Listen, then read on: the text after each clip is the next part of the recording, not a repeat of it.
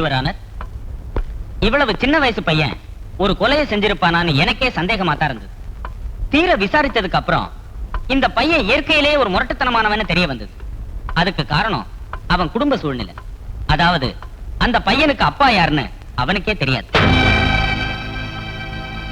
கொலையை நேர்ல பார்த்த சாட்சிகளை விசாரிக்க அனுமதி கொடுத்தா நான் சொன்னது அத்தனையும் உண்மைன்னு உங்களுக்கு புரிய வைக்கிறேன்.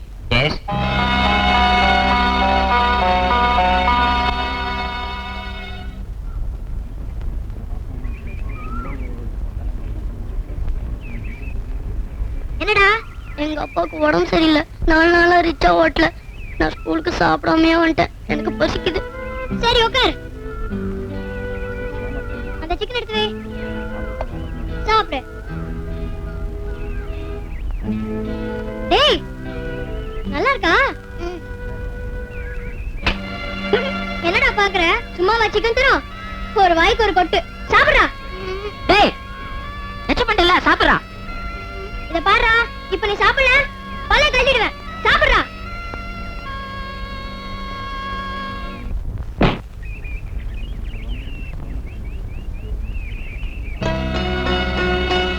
எங்க அம்மா எனக்கு ஜாங்கிரி கொடுத்து அனுப்பிச்சாங்க. நீ சாப்பிடு. என்ன பாக்குற? நீ சொன்னியே ஒவ்வொரு வாய்க்கு ஒரு கொட்டுன்னு. கொட்டு இல்ல, குத்து.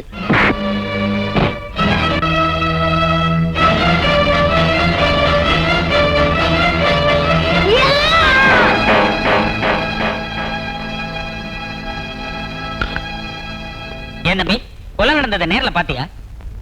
என்ன நடந்ததுன்னு சொல்லு. இங்க பாருப்பா, பார்த்தத தைரியமா சொல்லு. நானும் என் ஃப்ரெண்டும் சாப்பிட்டு இருந்தோம். அப்ப இந்த ராமு வந்து கொஞ்சம் சாப்பாடு கேட்டான்.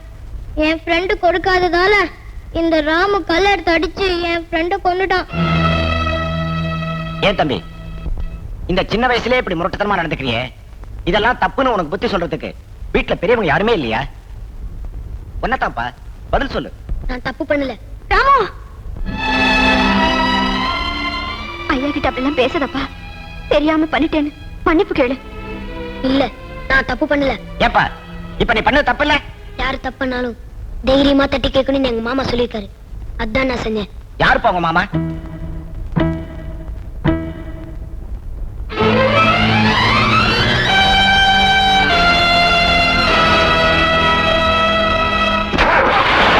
ஏட்டையா, அந்த பையனோட அம்மா அவங்ககிட்ட ஏதோ பேசணுமா? ஒரு நிமிஷம் கீழே இறக்கி விடுங்க. போடா. ஏண்டா போகலையா? எங்க அப்பா யாருன்னு சொல்றதா இருந்தா எங்க அம்மாவை என் கூட பேச சொல்லு, இல்லைன்னா போக சொல்லு.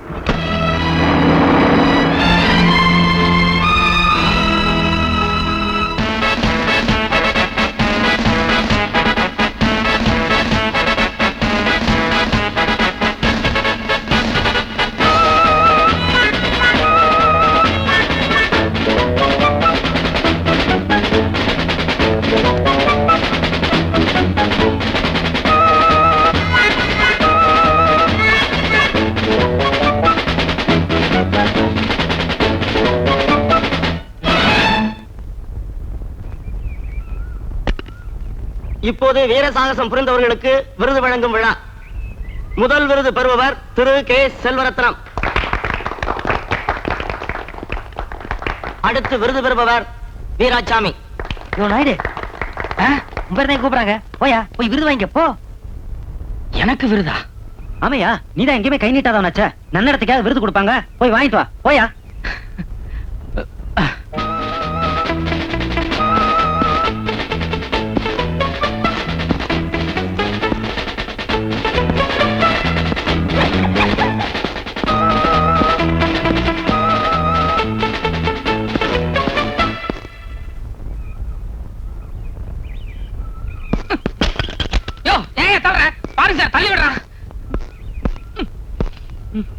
What is this?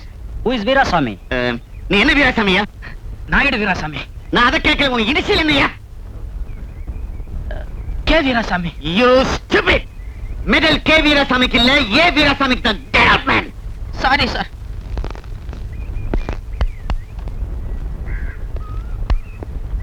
ஏண்டா எந்திரிச்சிட்டீங்க? அப்பா வந்துட்டாரா? அவர் கிடக்குறாரு. நீங்க கொஞ்சம் வெளிய இருங்க.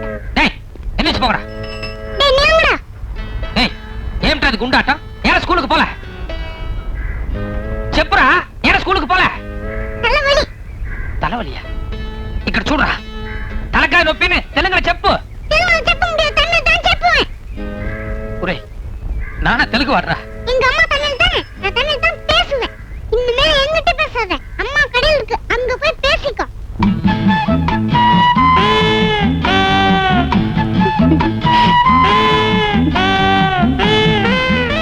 தட்டா